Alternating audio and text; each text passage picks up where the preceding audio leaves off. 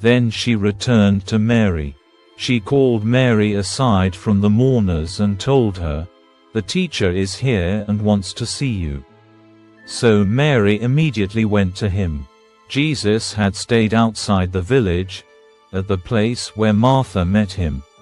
When the people who were at the house consoling Mary saw her leave so hastily, they assumed she was going to Lazarus's grave to weep. So they followed her there. When Mary arrived and saw Jesus, she fell at his feet and said, "Lord, if only you had been here, my brother would not have died."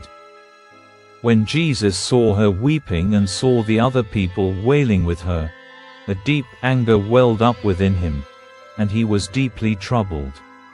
"Where have you put him?" he asked them. They told him, "Lord, come and see." Then Jesus wept. The people who were standing nearby said, "See how much he loved him." But some said, "This man healed a blind man. Couldn't he have kept Lazarus from dying?" Jesus was still angry as he arrived at the tomb, a cave with a stone rolled across its entrance. "Roll the stone aside," Jesus told them. But Martha, the dead man's sister, protested, "Lord, he has been dead for 4 days. The smell will be terrible." Jesus responded, "Didn't I tell you that you would see God's glory if you believe?" So they rolled the stone aside. Then Jesus looked up to heaven and said, "Father, thank you for hearing me. You always hear me, but I said it out loud for the sake of all these people standing here, so that they will believe you sent me." Then Jesus shouted, "Lazarus, come out." And the dead man came out, his hands and feet bound in grave clothes, his face wrapped in a headcloth. Jesus told them, "Unwrap him and let him go." Many of the people who were with Mary believed in Jesus when they saw this happen. But some went to the Pharisees and told them what Jesus had done. Then the leading priests and Pharisees called the high council together. "What are we going to do?" they asked each other.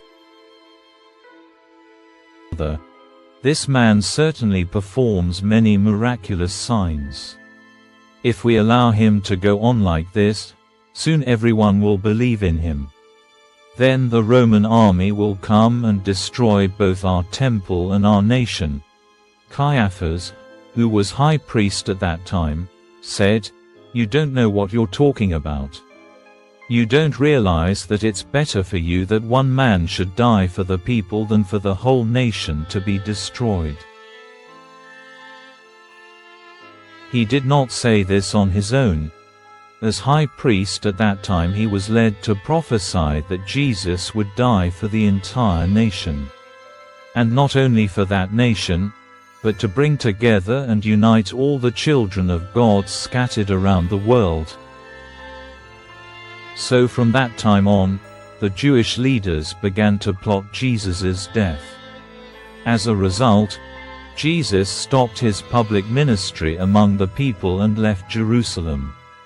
He went to a place near the wilderness, to the village of Ephraim, and stayed there with his disciples. It was now almost time for the Jewish Passover celebration, and many people from all over the country arrived in Jerusalem several days early so they could go through the purification ceremony before Passover began.